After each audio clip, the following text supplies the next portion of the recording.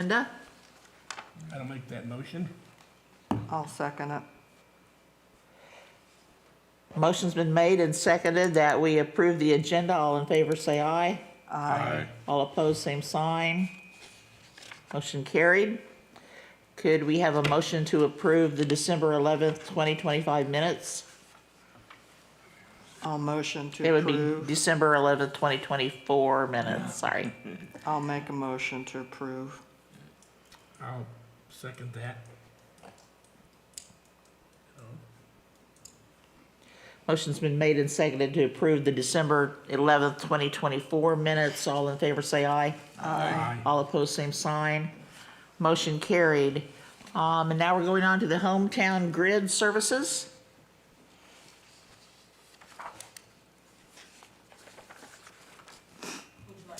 Please. Okay, so this is something, I know information's been to you all for several months, I think, at this point. I know there'd been quite a bit of information emailed out previously. I guess at this point, if there are questions that you have, I will do my best to answer. What we're looking for tonight is a recommendation to either move forward with it or not. So, Is there any discussion from the committee regarding the hometown grid? I think it's a good idea.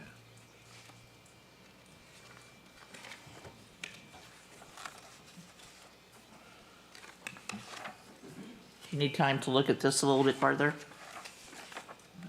Yes, please, Quick, quickly. lots to do.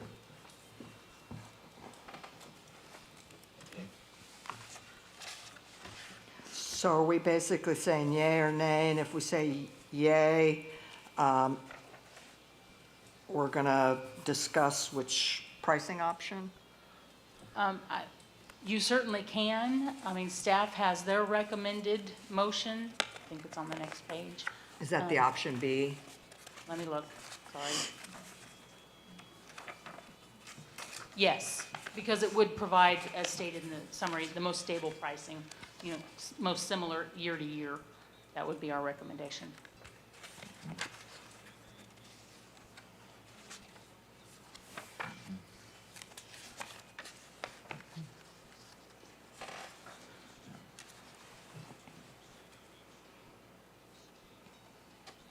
Anybody have any discussion? No?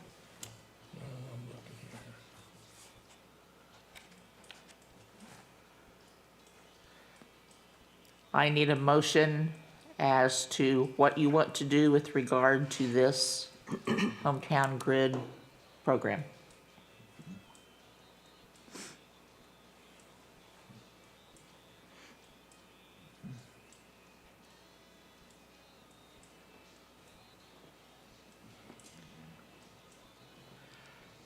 There's no motion forthcoming, What I saw of it in the presentation, right, it looked like a very effective system, right? and the cost seems very reasonable. So I would make a motion to go ahead with the staff recommendation of option B. Is there a second? I second it. Motion's been made and seconded to go through with the hometown grid project option B. All in favor, say aye. Aye. All opposed, same sign. Aye. Are you agreeing I'm to? opposing. You're opposing? Okay. John, did you? Agree. Okay. Motion carried.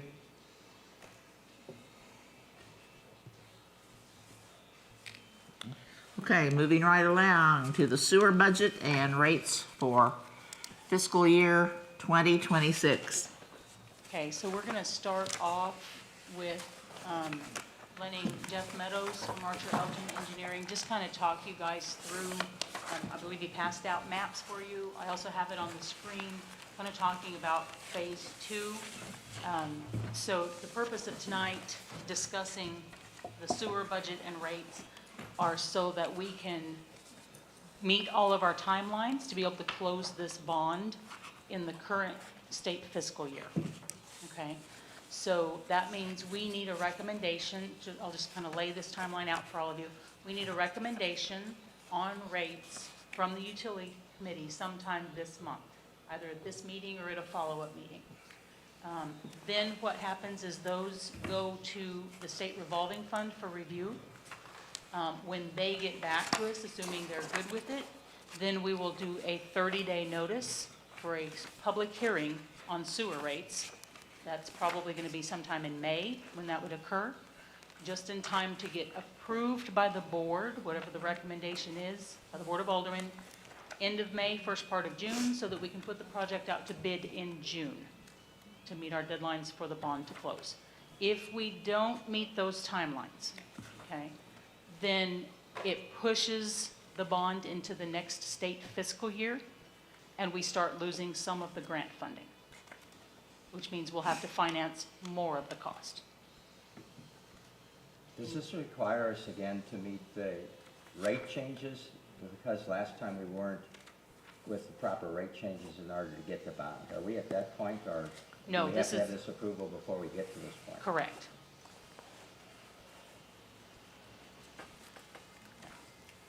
And I realize no one will remember, but, you know, this was something that early on, when we did the last rate adjustment, we had stated, sorry, does that help, David? Sorry. We had stated that there will most likely be another rate increase before or at the time we closed the bond, and so that's where we are now. Ask her. Any questions on that timeline? If not, then I'll kind of pass the floor to Jeff and let him talk to you about Phase 2B, which is the bond funded. So Phase 2A, which we've already gone out for bid, was the grant funded portion. That was the $5 million grant we got for the project. And so Phase 2B, that's the bond portion, okay? Jeff? Good evening. Again, I'm Jeff Meadows. I'm with Archer Elgin. We're an engineering firm in Rolla. It's been working with the city for a couple decades now on infrastructure projects and including the wastewater plant, negotiating through MDNR for many, many years. So just a little bit of a history review and the reason why we're here and doing the work that we're doing on the wastewater plant. The EPA way back in the 2000s required MDNR to do a study called a Total Maximum Daily Load Study, a TMDL, on Spring Creek, which our wastewater plant discharges to. The result of that study was putting much more stringent limits on the treatment facility, so meaning that we have to clean the water at a much greater level than the plant had the capability of doing so at that time. Before we could even start making improvements to treat the sewage water better, we had to bring the existing facility, we had to rehab the existing facility and bring it up to in good operation. So we've been working on the plant and negotiating and kind of through those negotiations and funding acquisition. This has started back in 2010 and now here we are in 2025. So in doing so, we've been able to access a lot of grant dollars, reducing the burden on the customers of the city of Salem, but also just kind of pushing these rate increases down the road and stretching that out over time. Before you go on any further. Yes, sir. Have we done wastewater, the Spring Creek testing recently? Are we way out of balance, or have we gone into a greater compliance? And do we have to move all this forward still? We do. So they actually, in 2021, they updated that study and came up with some additional revised limits, which were not quite as stringent as the ones from 2010. So we have improved that. However, we're still, even with this Phase 2A and 2B, we're still not going to be able to be at the level that we need to achieve for that TMDL study. Is that based on the 2021 It is. water study? Have we done a Correct. 2025 water study or 2024? That's going to be the next step. After Phase 2B, that's going to give us an opportunity to monitor the Spring Creek condition and water quality. And if we've made an improvement, then there may not be a need for phase 3. So through that negotiation process, you know, we're in an affordability, we have an affordability issue with the sewer rates where we're at right now. So we've convinced MDNR to allow the city more time so that we can pay off some older debt, make these improvements. While we're paying off the debt for these improvements, then we'll monitor the stream and see if we've, you know, how we've done. Have we improved it to a point that we don't even have to do phase 3? We can't guarantee that, but that's certainly the hope that we're making some improvement there. But that would be after 2B. Yes, sir, that'll be after 2B. Okay. I think right now we'll have about 10 years after phase 2B is complete in order to do that monitoring and testing. And that'll allow the city to pay off some older debt and then free up some of that rate, you know, if we have to go to phase 3. So the map that we have shown here, and I've handed one out identical to each of you, there's a lot of colors on there. And as much as we try to paint it up and make it look pretty, it's still a sewer plant. So, but now it's just got a lot of colors on it. In the lower right-hand corner is a legend that tells you what those different colors are. Phase 1 is blue. All that work's been completed. That was for some previously implemented limit changes and regulatory changes. Phase 2A is the solid yellow color. As Sally had mentioned, that is currently under contract. The contractor is waiting on equipment to be fabricated and delivered and will be under construction here later this spring, summer. And that portion of it is about a $5 million project funded 99% by grant, through the ARPA process. The phase 2B which was what we're talking about tonight, is the yellow with the reddish grid over the top of it. So we see the secondary clarifiers, the influent pump station, new tertiary filtration. Influent pump station is that pump station is just beyond its life expectancy. So we're upgrading that, rehabbing that. Same with the clarifiers. And then the tertiary filtration, that's actually additional treatment that's going to help us move toward the TMDL requirements. And then what you see in red, that would be future improvements. John, for instance, if we're not able to improve the stream to the quality that EPA is requiring us to do so, then those improvements will be necessary 10 years down the road or so.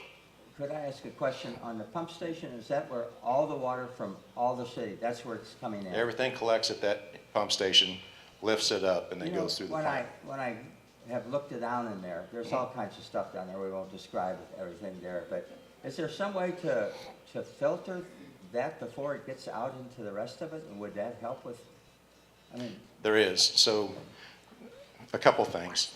You see a lot of hard solids like boards and rocks and so forth. That damages downstream equipment. So we have a kind of a box grate that we can remove.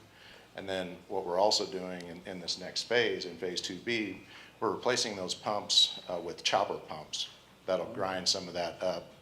And then, so that gets it up out of the influent pump station. In previous phases, we have a headworks facility, and there's a big screen in there. So that screens those solids. Now they're smaller in diameter, but it takes them out of the stream so they don't go on further down into the oxidation ditch and the clarifiers and a UV system and so forth. So it takes it out. I hate to keep asking questions, but why wasn't that done earlier? Why wouldn't that have been in phase 1? It was. The headworks was in phase 1. Oh, I was looking at the pump station. You're talking about filtering the water before it got to that, no? No, so what we're doing here, we're putting new chopper pumps in the influent pump station. Yeah. It also has a grate that goes over the influent pipe that can be pulled out and take out those large rocks and boards and Right. so forth. Then it pumps it up through the screen that was completed in phase one. So that's what takes it out of the stream okay. I misunderstood. before it goes to the rest of the plant. So yeah, we can't take it out of what gets to the plant gets to the plant at this point. That's a whole nother step, is going back through the collection system and finding the sources of those rocks and boards and so forth. So that's additional work that has to be accomplished throughout town. Now, down here, we're just trying to, what gets there, we're trying to treat it and take it out.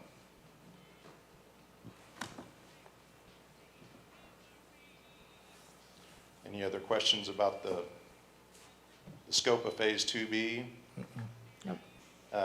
So with the latest cost estimates, we're collecting cost estimates for the equipment that we're specifying and so forth. And our current cost estimate for Phase 2B is $5.6 million. Now that's higher than what we thought it was going to be for Phase 2B probably a year ago. That's for a few different reasons. When we bid Phase 2A, and that was the grant-funded portion, we had a fixed dollar amount. So we received a $5 million grant through the state DNR, and then the city contributed $50,000 cash match. So that was the maximum amount of funds that we had.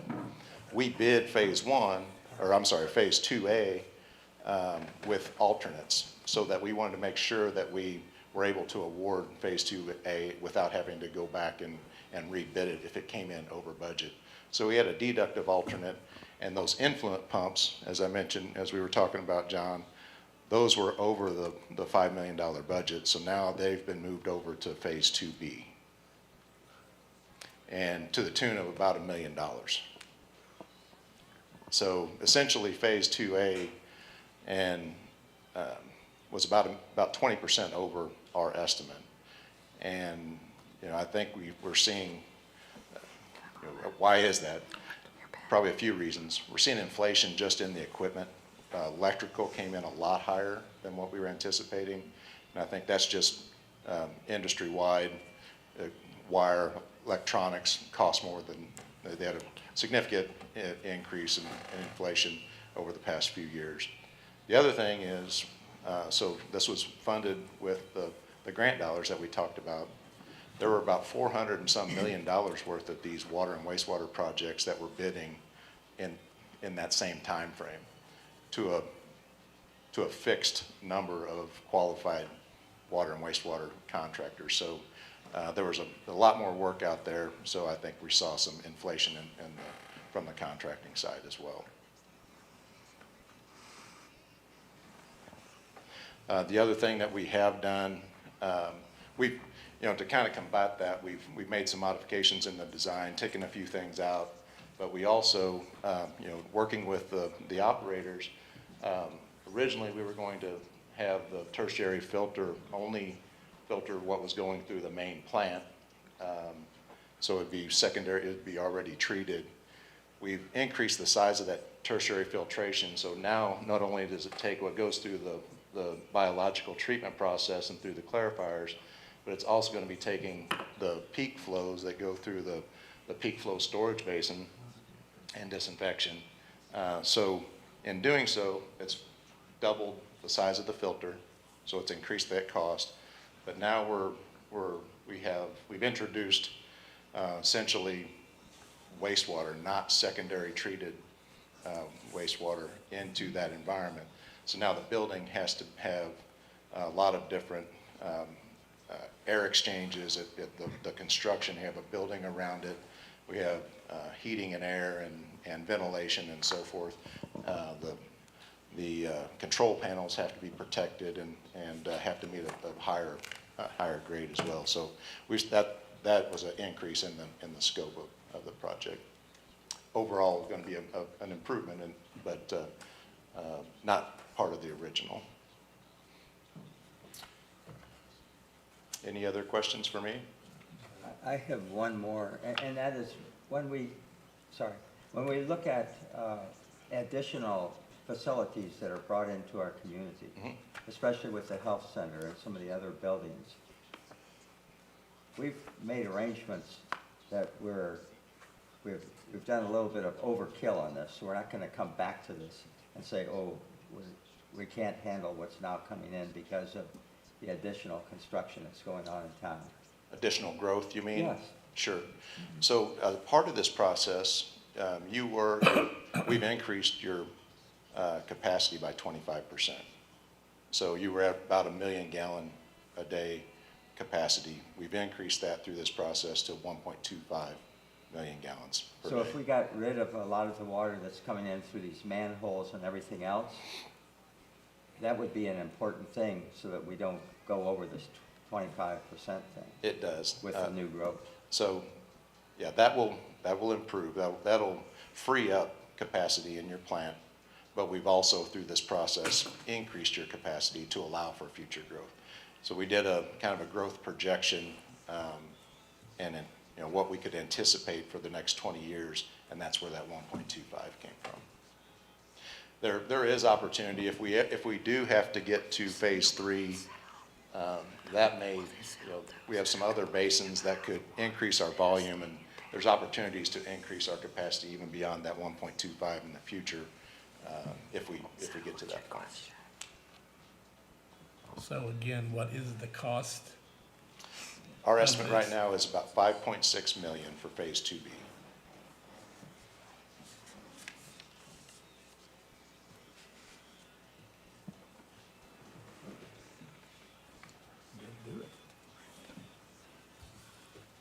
I'm gonna ask one other question. I'm sorry I know I'm not up to date on this. The sludge fields, those reed fields, we've already talked about, they're no longer functional. That's,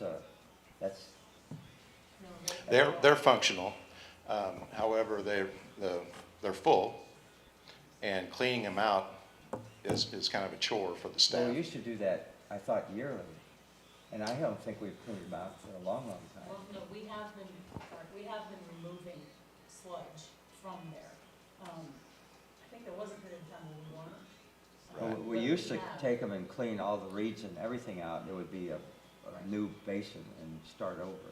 And I haven't seen that when I walk the trail, I haven't seen that in a long, long So, time. actually, the yellow one's clear now. It has, yes, the yellow one, The yellow one Oh. down at the bottom. the Yeah, sludge I is guess I never see that, I see the front too when I'm walking So the that trail. one is cleared, that's the one we've been pulling from. Oh. And so that one is cleared, but we are looking at, and Jeff can explain in more detail, we are looking at a different process besides the reed beds for moving forward. There was something else that we had talked about months ago, and that was the difficulty in getting rid of the piles of material. Have we found a way of doing that, or are we stuck with this so much per bag, whatever that expense was, I don't remember. So we have been land applying, so the old landfill out on H Highway. Okay. Is still city-owned, city-maintained, we've been land applying there, we've got a couple pieces of property like that that we've been land applying sludge to.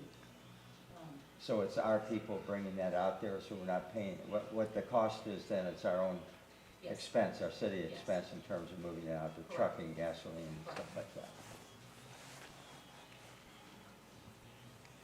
So by design, those reed beds are filled up over a period of time of about 7 years each. So, so by design, they're not cleaned out that often, that regularly. But they are, as Sally mentioned, this part has been cleaned out because we're part of phase 2A, which is already under contract, is that bagging system that we're referring to. So it's a dewatering, you put the sludge into the bags. We're utilizing the under drains from the reed bed system to accept that water coming out of those bags. And then so you're drying it out and then able to spread it at that point. Land application is still the most cost-effective way to dispose if you have land available. Mayor? Don, you got? Any more questions? So, are they gonna keep the floating aerators to help with oxygen levels? So we are replacing, right now you have a combination of the rotors and the floating aerators in the oxidation ditch. we're replacing those with new rotors.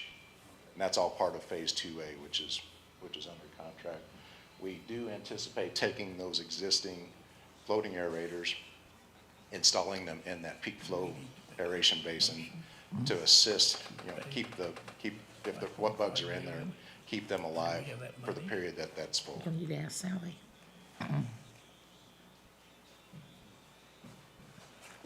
Sally, do we have $5.5 million? Point What, six. what's the process? Okay, so for Phase 2B, which is what we're talking about tonight, in grants, we got, right, 2.75, yeah. So we got 2 grants Okay, that if we get the bond closed in time, okay, will be in place. We got about 2 million that was because we qualified for the bond, state revolving fund had a $2 million grant, so that takes 2 million off the 5 point. okay, thank Okay. you. Then we got another $750,000 grant, a community development block grant to take off also. So about 2.75 in grant funding. Okay, So we can take that off to, what was it, 5.6 or? 5.6. Right, total. So the remainder of that is what we would be looking at bonding for, so incurring debt for. okay. And these are grants that are 100%, it's not that we have to pay anything back on? The grants are 100%. The loan is at a subsidized interest rate, so it's a 70% federally subsidized interest rate. So, for instance, excuse me, if the private market rate is around, say, 5%, then the subsidized rate would be, that you'd be paying is about 1.5%. So in addition to these grants, you're getting a lower interest rate Right. to fund, to borrow the 2-point-something million. Right. And that interest rate was what? You think? It varies, of course, with the market, but it's 70% subsidy, so it's only 30% of the market rate. Thanks. And that's the reason that we had early on chosen to Right. go with a bond, because it would be Yeah. better financing. Yeah. Did that answer your question, Harold? Yes, Okay. So what kind of rates are we looking at for We 20? won't know until it closes. Yeah. We Yeah. don't know until it closes, but it's, right now, it's Sorry. less than 2%. Okay, Yeah, so for those who might be listening later or live streaming, so less than 2%. But again, we won't know the final until the bond actually closes. Now, the bonds are how long? Are 20 years. Okay. 20 years at 2, so 20 at 5. What's the face amount of the bond now? The face amount of the bond? Here, let me pass, real quick. what was the question? What was the face amount of the bond? Okay, okay. Yeah, that is, Two Just a point, little over 2 million, just a little, I had 2 point something, but I wasn't sure what, so about 2.1, looks like. 2.1 million. That's a rough number, and of course, these are estimates, still until we get. Right, till we get bids and, yeah. so we need to make a motion to, Well, we need to make a motion on what the sewer rates need to be. And so we haven't gotten into the budget numbers yet. Okay. Okay, so there's a whole series of slides for you all. We Okay. also do have the interactive one where we can kind of play with the numbers and see how we want to set up that rate, how much base rate, how much volume rate, that kind of stuff. So are we ready to move into budget numbers? we Because, might, yeah, think so. yeah, okay, because this is all based on, because all of this is based on that. well, what the rates will be, yes. Right, So, right. okay. Can I say one thing? Sure. If we don't do these improvements, there's a fee, a daily fine that will be charged after December of 2026. Well, that's what I assumed that for sure. I mean, Yeah. that, yeah. Forgive me here. Yep. It's a very significant fine. go ahead. Okay, so I know there's a lot of numbers here, so it gets hard to follow, so please stop me if I go too fast. So this slide shows fiscal year '24, and then the next column is the budget for this fiscal year '25. The gray highlighted column, it's kind of hard to see on there, but it's the fiscal year '25 year-to-date, and that's through February. Then the next column is the projections on how we will end fiscal year '25. Then the blue highlighted column, that is the '25-26 draft budget that we're looking at. So if you look at the very last column, that is the increase or decrease from the '25 budget year. So for the draft budget, the notable changes on the revenues, so if you see that first line, change of budget is like almost 46,000. That is because the rate increase for '25 was only for like 9 months, because it didn't start until like September. So, and these numbers do not have any kind of rate increase now. These are our current rates. Shows the change in budget. Okay, so the far right. Yes.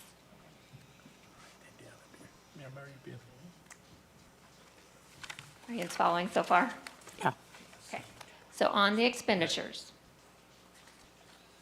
So if you look at the far right column, shows you the major changes. So the notable changes there is personnel, and that is because we have plugged in a potential pay increase with a 2% merit for those who qualify, and then a 3% COLA. So that those numbers are plugged in to the 26 draft budget. Then on the capital improvements, so within that category, we have the COP payment, which is around $304,000. Then we have $100,000 for an in-situ form plugged in. That's for our I&I rehabilitation and manhole and sewer lines to eliminate water leaking into our lines and entering our sewer system. And that's, John, that's kind of what you were referring to earlier. We also have $30,000 plugged in for repairs to our telescoping valves. $32,000 is plugged in for our city match. That's for our phase 2A project that we are currently working on. That's the ARPA grant. And then $26,000 is for the fiscal '26 debt service amount. So this will be for the SRF loan that is expected to close in September. This, I do want to let you know that this amount will increase for the fiscal year '27, because this is just a partial year. So it's just a partial amount that will be in this '26 budget year. Yes, there are details on the next slide within each category. Then under other uses, which is a transfer to either the replacement fund or the reserve fund, that is an expenditure to the operating account. Those include future vehicle replacements is around $85,000.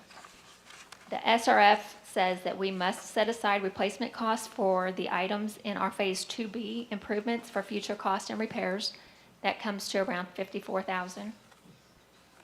And then we need to continue to try to build our reserve account, which is, so we need to be taking 5% of our prior year expenditures, which is around $59,000. So as you can see, that leaves us a deficit of almost $134,000.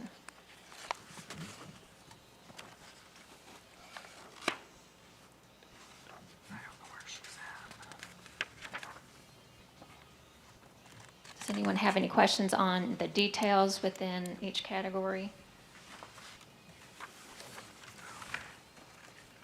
Now, I understood you to say that that shortfall is a part-year shortfall, partial year? The $23,000 that we have got plugged in the budget for our loan payment, for the SRF loan payment, is only going to be like $24,000 for this budget year. It will increase in the next budget year. But this 100. Yeah, the 133. Yeah, the is what? 133, that's the full year. But then, But the next year, it would be higher due to needing a full year's worth of repayment of the bond. Okay, that's what I was getting Yes. at, yeah. Yeah, so that's the partial year she was talking about. Since it would close in September, we wouldn't have a full fiscal year worth of payment on the bond. Whereas the following fiscal year, we would have. Which would lead to the need to consider an additional rate increase Potentially. at that time. Potentially, yes. Wow. What was our rate increase this last time? Oh, Do you remember? I don't remember off the top of my head. Yeah, my apologies. That's all right. You had that service availability. And we wrote a whole bunch of stuff on that tonight,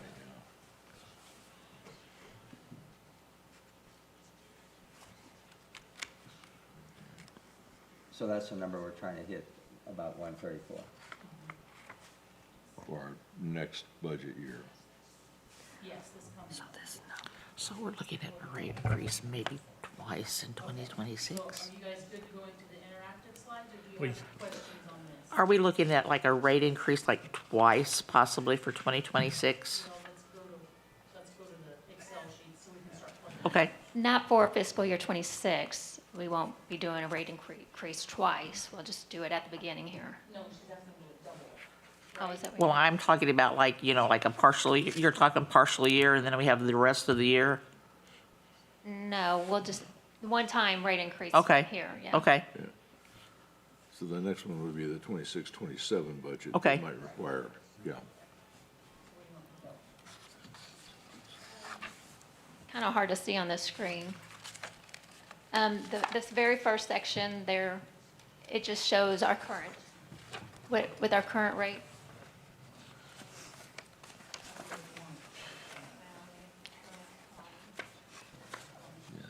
So that shows our deficit of 133,000. That's our current, Right, if we don't do anything. yeah, with our current rates, that's what it looks like. okay.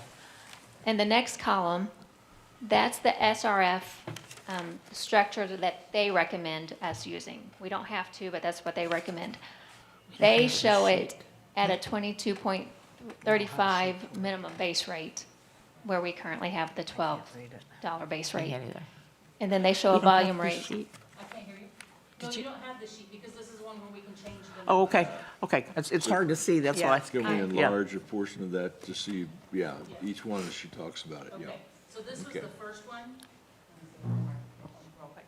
So this was the first one she talked about. So this is if we don't change the rates, okay? Understanding we'll have the increased costs, that 132,205 is where we'll be, okay? So you'll see our rates highlighted in the yellow there. We currently have a base rate of $12, a volume rate of $9.85. That's our current rates. So that's if we don't do anything. Thank you. Okay, So this next one, this is based on the state revolving fund. So when we say SRF, that's state revolving fund, okay? Their recommended rates would mean our base rate goes to $22.35. The volume rate then drops just a little bit down to $8.74. That's their recommendation, and that would put us $2,774 to the good for the year. We What's good the current so rate? far? No, what's the Okay, current I'm gonna one? hand the microphone back to 12? Stacy then. So on what I just gave you, that second sheet is what is on the screen now. So that is, I plugged in the numbers, and it's coming up, if we continue with the $12 base rate, it will change the volume rate to 11.04 per 1,000 gallons. And that 2,600 is, right, the surplus. that's terrible. Right, presently we have the Did you see 12. this? Yes, yeah, so it leaves the base rate the same. So right now, minimum base rate is 12 and the volume rate is 1104. No, No, no, new 985. This is our current right now. 12 base rate, 985 per 1,000 gallons. Can I borrow your pen? Because what's the 1104 on this sheet? That's That'd be the a new rate. proposed.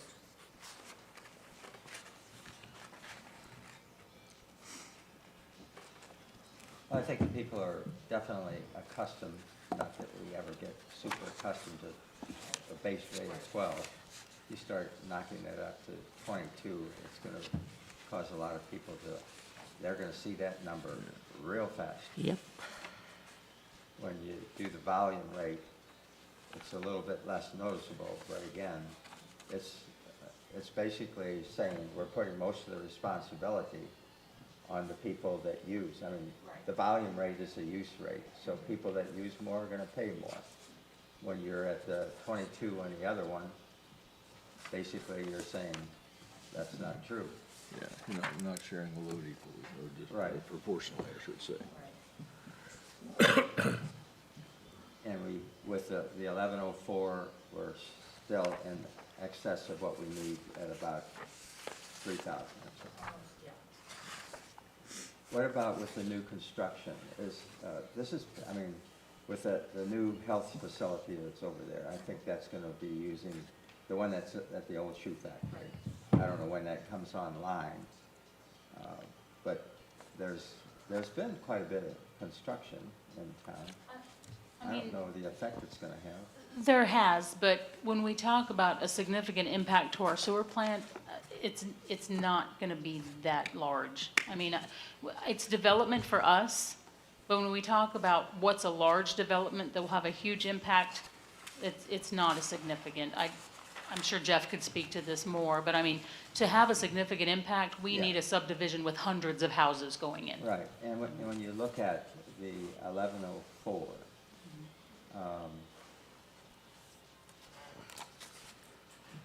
I tend to favor the volume rate all the time versus service availability increased to 22.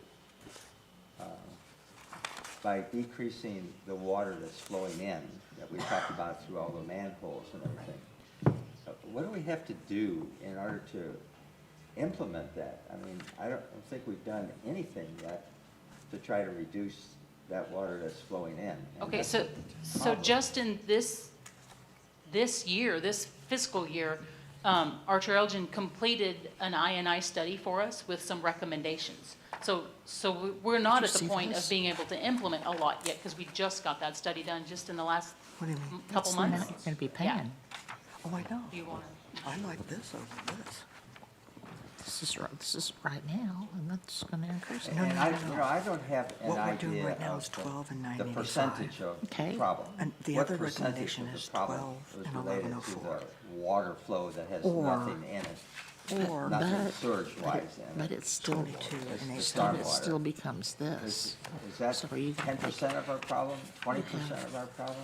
or- 4,500 gallons going through your. Right, Well, so- I know it depends on how much $61 water is sewer rate. gonna be. Depending on the rain event, I don't I have don't know if I these have that kind of- in my I don't head. know I if mean, I I have could that kind of get you knowledge. more accurate Well- numbers, but you'll see If you don't. the flow that goes through the wastewater plant during a rain event, But that's all. say an That's inch to $62. 2 inch rain event I know. could be Better than 8 to this. 10 times That's coming. greater than on a dry weather day. So that's the magnitude of the problem. To answer your question of how do we fix it, it's not an easy fix. And what we'd love to think is that we're gonna go through and we're gonna find 2 or 3 or 4 big openings in a pipe or at a creek crossing or something of that nature, or some other type of source of storm drain Just go tied down to in the or something like office and I'll that. show you. And then we're gonna fix those 4 or 5 items, and then we're gonna be fine. More likely, it's a system-wide issue. There's gonna be bigger sources than others, but it's just gonna be an iterative process going through and lining pipe, lining manholes, fixing a variety of different things to reduce that over time. It's not a one single large project. It's kind of chipping away at it annually. Well, there's pieces of it you can't chip away at. I'm gonna take my home, for example. Okay. I believe in the basement, I have numerous drains. They're all going to the stormwater. I mean, that's going in the sewer system. And that can't be modified. I mean, I'm not gonna tear out the whole floor and try to stop that. And I think that was characteristic of a lot of the houses that were built in this community years and years ago. So, and you're exactly right. So you have public side sources. So we have cracks in the sewer pipe. We have old brick manholes that water's infiltrating through. The different sources on the publicly owned sewers. But then, as you mentioned, that in the studies that we've accomplished throughout the state, we'll typically see a greater amount of I&I on the private side than the public side. Unfortunately, it's, as you mentioned, much more difficult to fix because it's a very costly fix to go in and fix something like that. Plus, it's more difficult for the city to require that to be done. That's I mean, not, it wouldn't be a problem if the basements didn't get wet. I mean, that's the problem around here. Sure. I think there's an awful lot of basements And that that's, get wet. you know, and back in the day, it didn't matter. You know, when those homes were constructed, that was the way to get rid of that water, was to tie it in the sewer pipe. The sewer pipe at that time was big enough to convey it all down to the whatever treatment facility there was at the time. And that's just how it was handled. So, you know, those times have changed, and it's just very difficult to fix those now.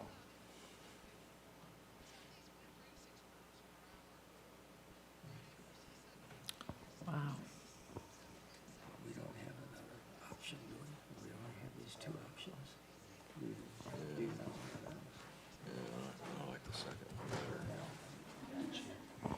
So we have started, we did do smoke testing this year on one of the main sewer trunk lines that ran around from Schwartz's over, and found some of those locations that were taking on water. What do you got in the city a lot of is that clay line that's short with joints, and the tree roots find their way into that clay line, and that's where we're taking on massive amounts of water. There's a really interesting video on YouTube about what Springfield, Missouri did to work on their I&I problems.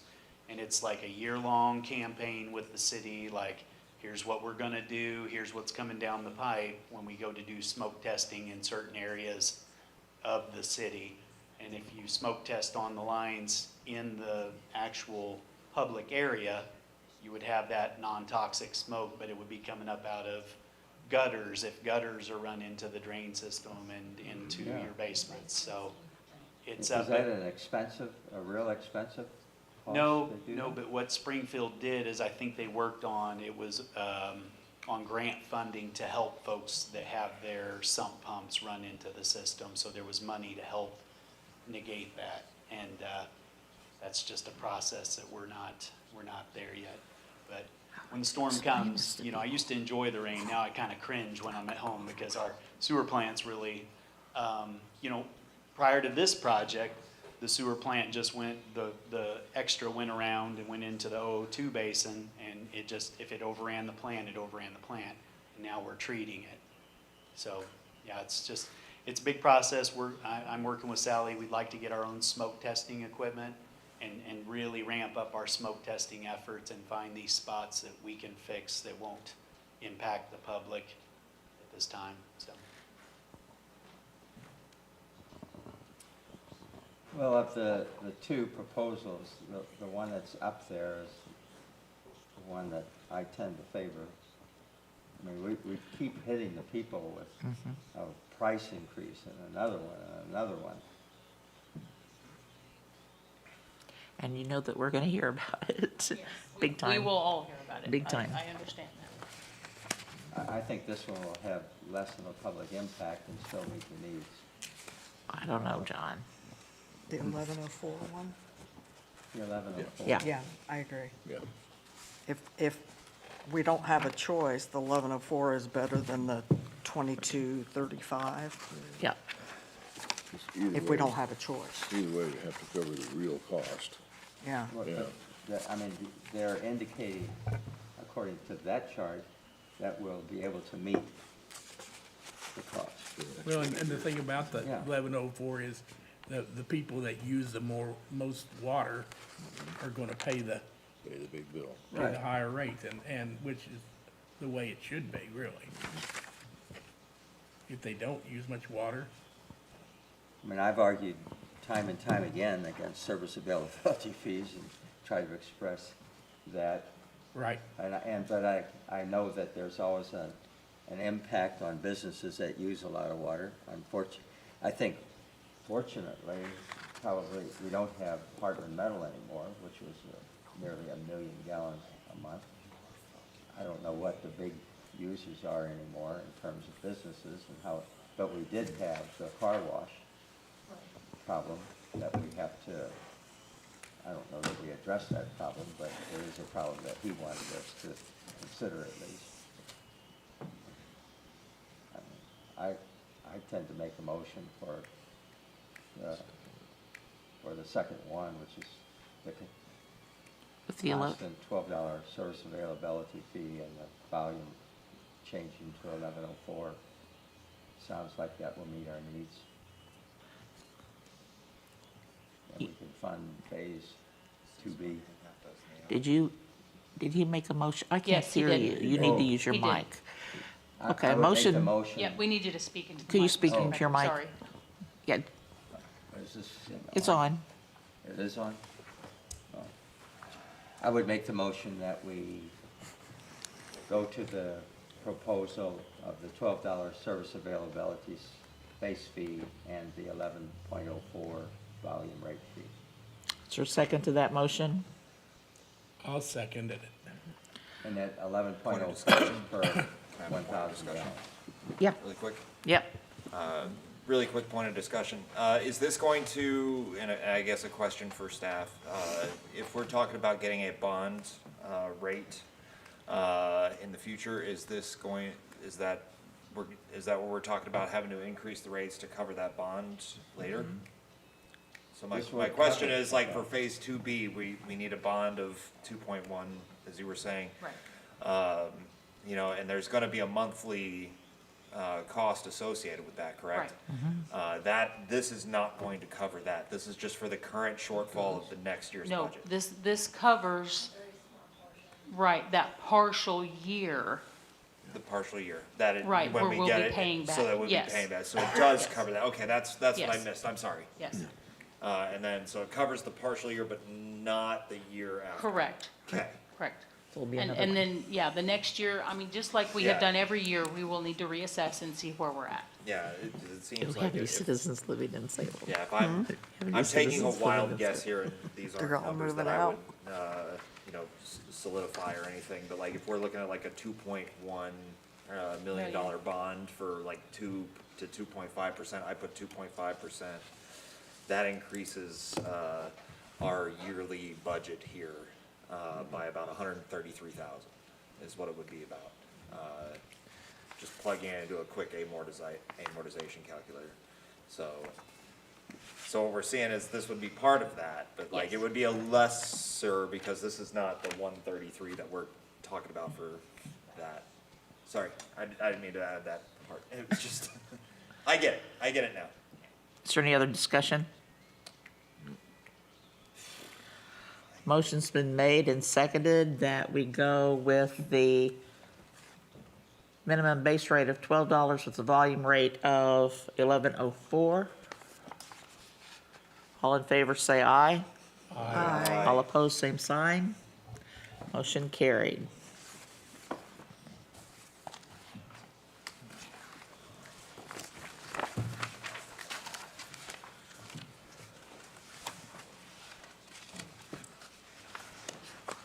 Thank you. Yeah, thank you, Jeff, for coming and assisting. Thank you, Jeff. Thank you. Thank you.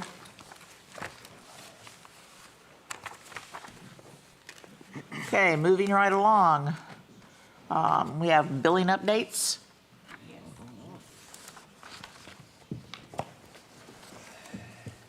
Okay. Okay, so for February, the last billing cycle, we mailed out 2,448 bills. 230 bills were emailed to people.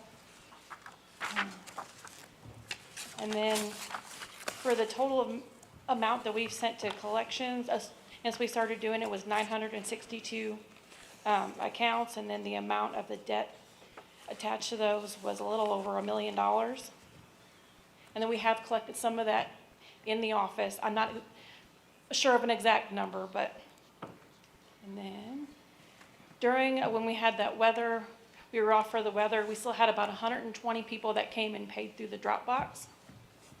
And then since we've implemented that ServeLine program, we have had 8 people that have been approved for refunds, totaling $2,299.54, and only one of those people has been denied because their water leak happened before the start of the program. That's all I got. Okay. Any questions? Okay, net metering annual report. Pardon me, I have to leave. I'm really That's sorry. It's fine. just kind of a bad week for me. Okay.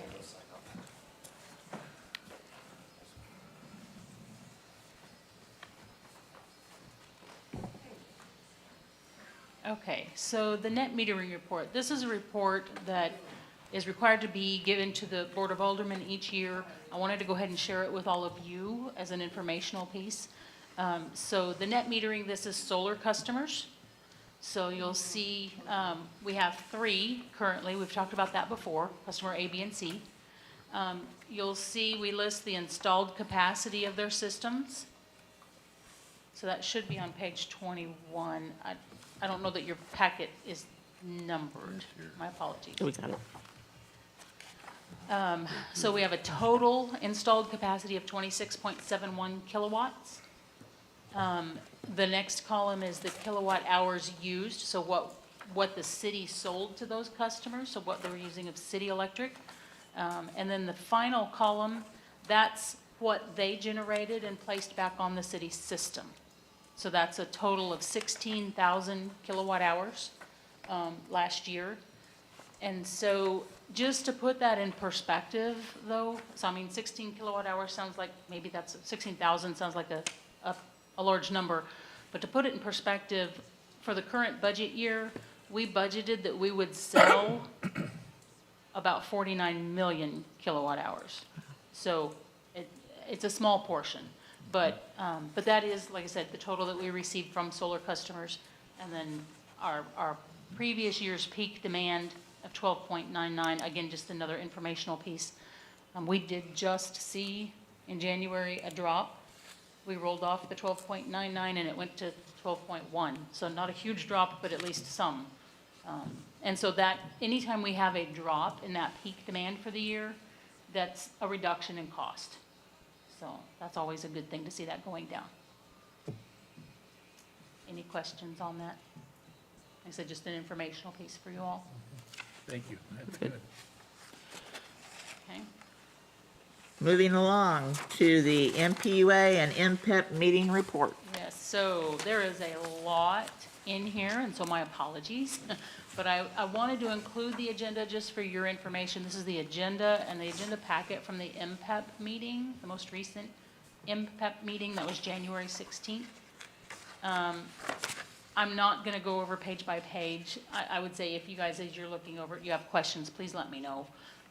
There were a couple of highlights. Forgive me as I scroll through this here. The big one that I wanted to talk with you guys about.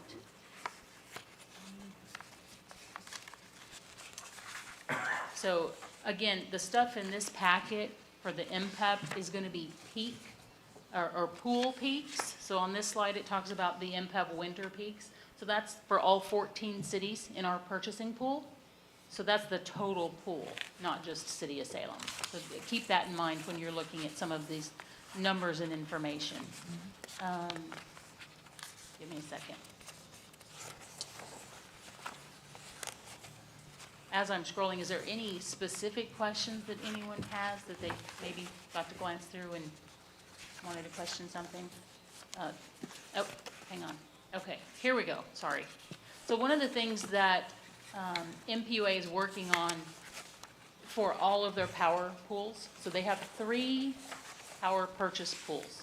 Okay, so we're part of MPEP, that's Mid-Missouri Municipal Power, I can't remember what the last P stands for, power pool. They also have MOPEP, so that's a larger pool than us, and SWIMPEP. So those are both larger than our pool. Like I said, we have 14 cities. But they are looking at an integrated resource plan, so future planning. I know that's really small, my apologies. And these are the steps kind of in a timeline for as they're working through that, okay, the different pieces that they're going through. So most recently, they've been in the scenario review. We're moving into the consolidated review. And so what that means when we're talking about planning, this slide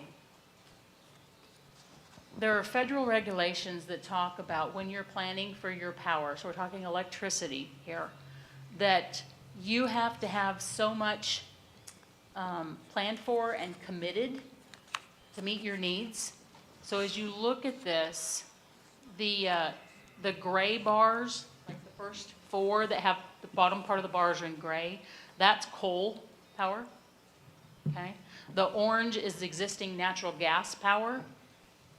The white part, the white band in those, that's capacity. So we're required to have so much additional capacity beyond what we think we will actually use for cases of fluctuation, weather events, things like that. Then the first hashtag, kind of black and white, is proposed capacity.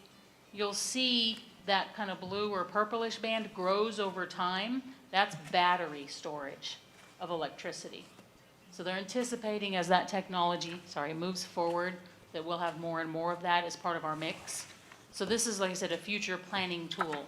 And then proposed natural gas.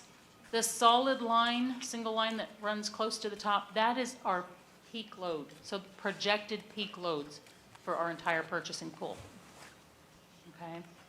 And then the dotted line that runs across the top, that is our capacity requirement. We have to have, again, so much additional capacity beyond our actual usage. And so these are what they're projecting for our future needs for the pool.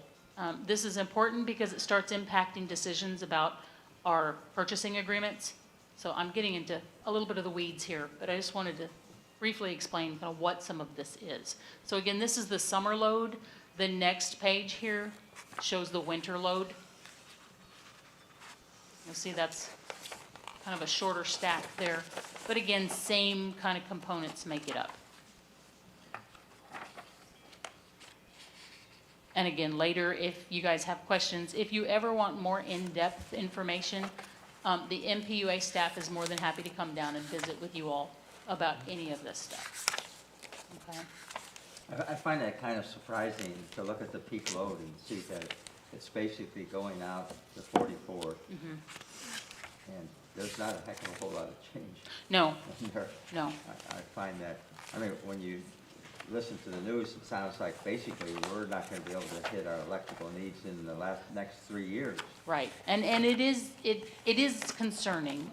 Part of the concern, you'll notice we talk about coal, we talk about natural gas, we talk about battery.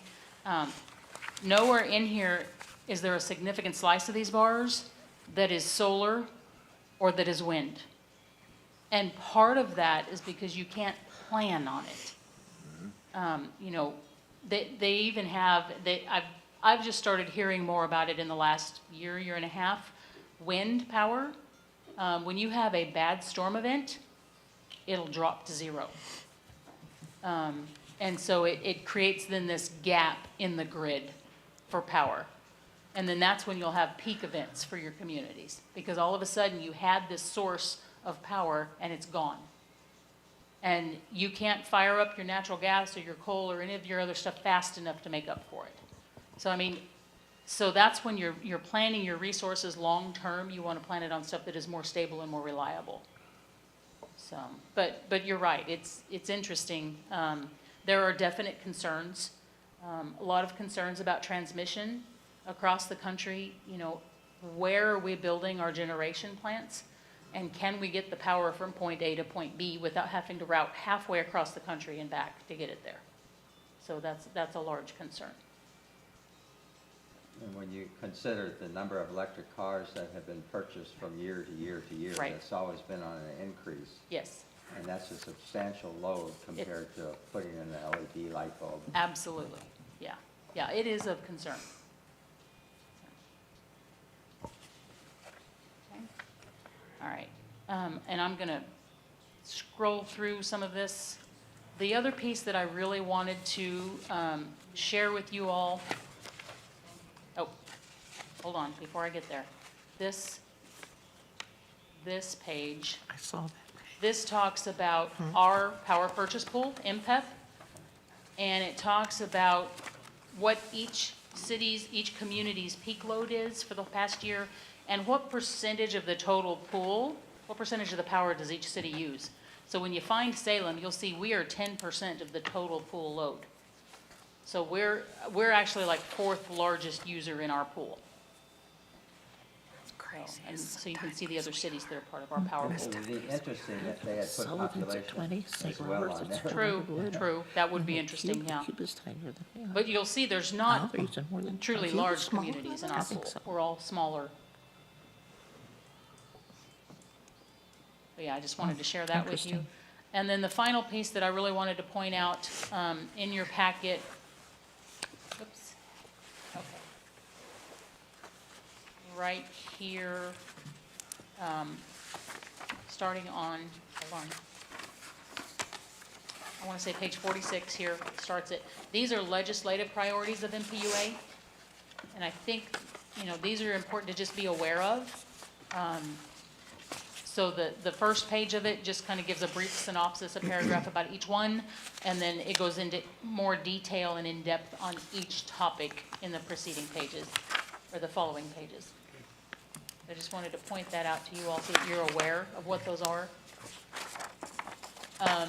Most of them actually relate to electrical.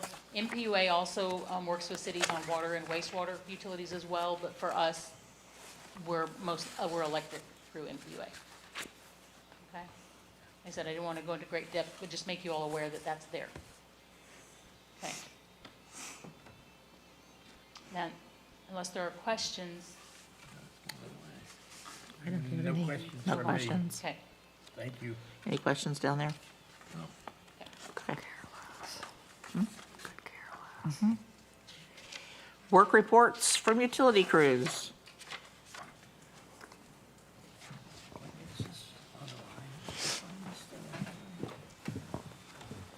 Okay, I was going to keep this fairly brief tonight. Our wastewater treatment plant's continuing on their repairs and keeping things up and running, working on quotes, working on our FEMA reimbursement stuff. We had a meeting with FEMA today to get some of that cleared up. Our power crews have worked. One pole broke off during the last windstorm. They had one pole hit here just a couple of nights ago at the Al Brown Fields and was broke off, so they replaced that. They're preparing for, I believe we're having a windstorm tomorrow rolling in, so that was supposed to be worse than this past one, this most recent one, so. Sorry, What took out the fence on the Al Brown Fields? the flood, The fence? The flood. The November 5th flood. the flood. The flood took that out? Yeah, we're in the process of getting quotes and working with FEMA to get that stuff replaced, so. Let's see, and your water crew, they've been making repairs across the city and catching up on some of the more substantial leaks that we've had. So to the tune of last month, we had a substantial drop in water pumped. So we're making gains on it.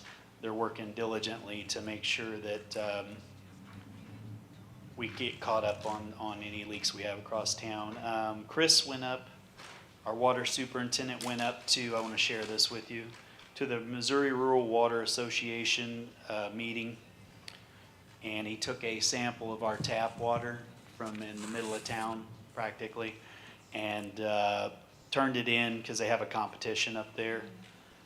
So I'll read from the report that they put out. It was also put out on our website and in the newspaper.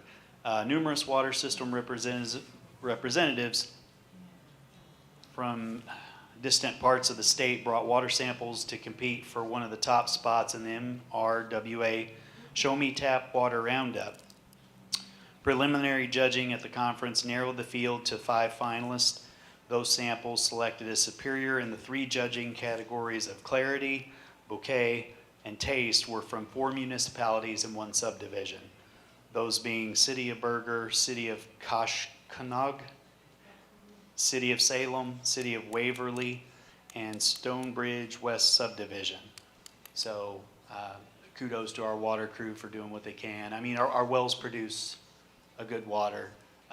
We've been working and making gains on the turbidity issues. They've kind of caught on that when we have seismic activity, there must be a clay vein that works its way into our aquifer, and so they're they're kind of getting to a point where now they'll get notifications and they can shut that down, that well, and we don't get as much turbidity in the water. We're also flushing the towers and trying to get some of the sediment out. I'm hoping we're making gains on that so that the water quality stays better across the city for folks. We will have the hydrant crews coming back. They'll be flushing some hydrants and doing some painting on 72 more of our hydrants across town. And then in the next fiscal year, we'll finish up another batch, and we should have logged all that information on the hydrants. I've got my crews rebuilding them and replacing them as we go, so hopefully we'll make gains and get that number when I started was roughly 70 or 72 hydrants that were in disrepair. So we're down to 65 now. I've got a plan moving forward. Hopefully within 3 years, we'll have that fixed, caught up. What is the total number? That number I've had trouble identifying because it seems to have gotten different pieces of information. So when I started, I was given a legal pad with all of them hand documented, and it said there was 290 hydrants across the city. But there's more. There's 355. 350? Yeah. So, yes, ma'am. And so after this repair that's being done, that will become a kind of periodic replacement or repair. Yes. It's not all gonna happen 10 years from now, we're gonna do the whole thing over. We're gonna constantly look at this numbers. And Yes. so we're not in the same situation we've been in. And the documentation is being moved over to Diamond Maps, which is an online tool that we can use with overlays of where those are. And you can scroll over a hydrant and see what its PSI, or I mean, you know, what its pressure rating is. I'm sorry, not pressure rating, it's flow rating. What condition it's in, and all those things. So I'm gonna actually have a meeting tomorrow night with the fire department. We're gonna go over and make sure that they know how to utilize that tool. I've went over there once.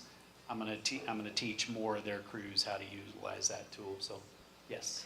I live on 11th Street, and across the street from my house is a fire hydrant. How do I find out, one, if it's working, and two, when you will be fixing it? They all work. They all work. Okay. The issue is, if you have a fire hydrant across from your house, say, that leaks, that has the bonnet has a seal that's bad, or down in the base, the brass. It doesn't leak. Okay. I don't see water coming from it, let's Gotcha. put it that way. If it were one that leaked, it would be shut off at the nearest water valve. Okay. And the fire department has a tool that they'll pop the valve off and turn that hydrant on, so that that's how we've dialed back our water loss a lot in the city. When you have 70 hydrants that are leaking in some capacity, you're gonna have a lot of water loss, so. How do I find out when mine is going to be painted or whatever you're doing to them? You can, when it's gonna be painted, your area of the city there is the remaining piece that'll be started after the fiscal year. So, yeah, so you'll probably see paint and maintenance done in that area in the fall, Okay.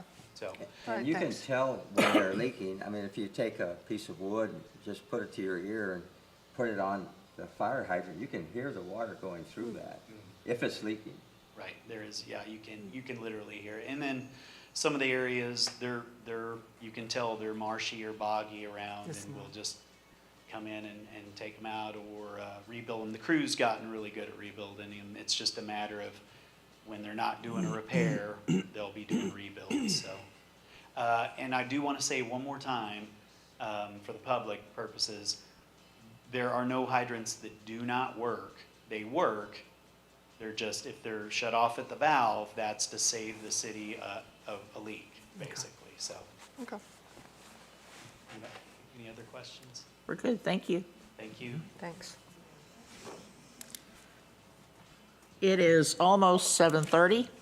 Do we want to proceed with the policies discussion on utilities? That's up to What do you guys all. want to do? Do you want to go ahead with that? Do you have a lot to discuss with that? Yeah, I think we have to go through it page by page, don't we? Oh. I mean, I've been through it numerous times. Okay, I mean, I I think wasn't there's correct- anticipating going page by page. I was thinking if there are specific questions or concerns, we'd go straight to those. Well, I don't think I mean, I've redlined it from one end to the other, but, Gotcha. I don't know that I put a star by those that are my most concerned. My question is are you set in stone with this? Because somebody needs to proofread it. Yeah, really. Yeah. It's, Okay, understood, that this was editing that was done during staff meeting and training on these? Okay. Okay, and so if there's wordsmithing that needs done, that's fine. What I need to know from you all, are you good with the concept, with what the policy is getting at? Oh, okay. Do you know what I mean? If we need to add a comma or change a word, that's fine. Yeah. We'll do that once we Okay. can clean it up. It's hard to do when you've got blue lines and red lines and all of this going on. So we can do that later. That's not what I needed from you all. I I needed, think there was a lot of, I think it did a good job in terms of clarifying and removing right, stuff that was obsolete. right. And that was part of our But intent. grammatically, there's definitely Understood. some problems. Understood. And I think I had one area, I'm gonna go back, and it has to do with the minimum, the minimum charge on electricity. I think we've talked about this Okay, so one you're time talking about before. I don't remember The what rates it was page, on. it's gonna be like close to the last Yeah. page. But it has to do again with the fact that we have two types of revenue streams for electricity. One is, again, and I had asked this information from you before, one is the minimum requirement on an electric meter of 200 kilowatt hours. Yes. And I think you were gonna get me some data on that. Yes, and my apologies. As I was putting this agenda together, I did not Okay. put that in my pocket. Why My not? I apologies. would like to hear that. why don't we wait On what? the next meeting to discuss that- this? You're waiting on these things to be done. I mean, we do need to get this done. I think as I probably stated before, this is long overdue. Some of these things have needed updated for quite some time. So I mean, the sooner the better, but again, tonight, the main goal was the sewer rate piece. I Right. mean, that was, but we do need to address these. We don't want to kick them another 6 months down the road. What do you want to do as a committee? Do you want to wait till the next meeting? Yeah, I mean, she gave us some direction. One of the direction I hear is, first of all, are there major things that we need to address? So at the next meeting, I would suggest that we address those. I mean, we all may have different things that we feel are important to address. I mean, And it's we can maybe the meet next wording of it, or, but not the grammar of it. I mean, Okay. you're looking for major things that we need to, Right. I need to know that Change. you're conceptually on board with what's proposed, yeah, whether it's fees or whatever that is. And that meeting is in April. Yeah. Right, unless you all choose to have a special one. That's entirely up to you. What do you want to do? You want to have a special meeting to discuss this with the? yeah, it would be interesting just to sit down and I can go do through that. it word by word or sentence by sentence. And I don't know if that has to be a public thing at that point.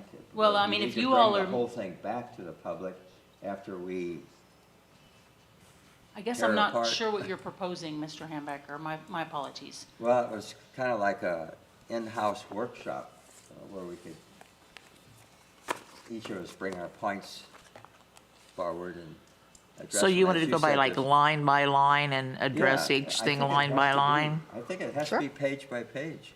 I mean, there's stuff on each page. We could meet again in a week or two, or April meeting, I don't care. Do you foresee a lot of business for the April meeting? So April meeting, we're going to have to start the budget process for the rest of the utilities. So especially if the committee is meeting every other month. Okay, would you check your calendar and tell us what's available? And can we get a copy of it again? I mean, I downloaded this and it's so marked up. I mean, I guess I could download off. You need the a copy computer. other than what you have there? Yeah, Okay. I mean, this one's been marked up terribly. Okay, so what are you asking for? A copy of what? Yeah, a copy so that I could, you have underlined areas and you have colors areas, so Mine was in black and white. 'cause So I you just want a downloaded color it, copy but I of that need a same color thing? copy. Yeah. Okay. Do you all want that? No. No. Okay. David, Harold? No. No? No. Okay, okay.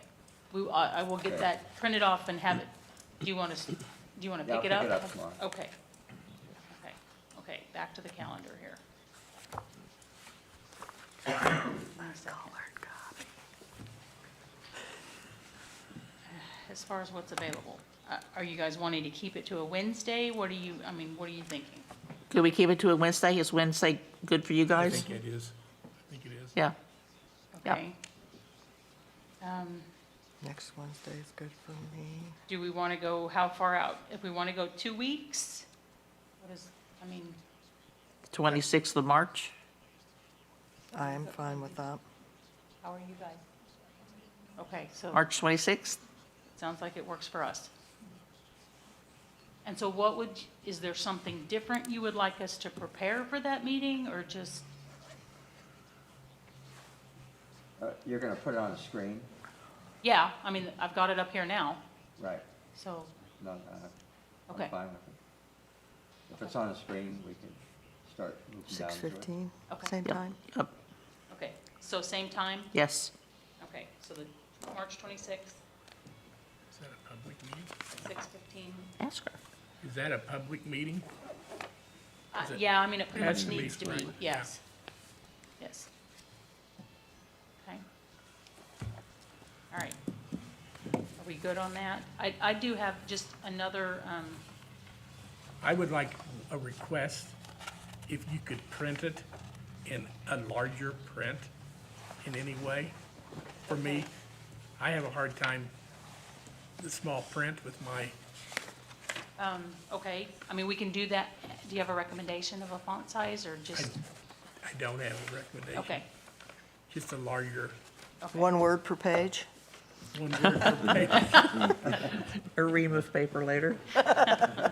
Okay, just a larger print, just because I have a, okay. Okay, vision anything trouble. else? Okay, is there anything else? That's it. Okay. If I can add one more thing, Alderwoman Dent. my That's fine. apologies for- Well, at least one for now. Okay. I forgot to mention, MPUA has scheduled here in Salem, we're going to have it at the Armory. Now, this is a ways out, but for July 10th, they are doing a board training for communities that have water utilities. So that will be at the Armory and it's going to be a long workshop, but from 5:30 to 9:30 in the evening. But, so you all are invited. We'll need to know, because we'll need a head count ahead of time, but like I said, that'll be July 10th. 5:30 to 9:30, it'll be at the Armory in the Rotary Room, so where we used to have our committee meetings. And so it's open not just to you all and our Board of Aldermen, but to surrounding communities also who have water utilities. So they're doing a training for any of the surrounding communities who have water utilities. Okay? So more information will be coming later on, but I wanted to just share that and get that out there. Thank you. Any questions and comments from all of you attending? Do we now know where the floodplain is?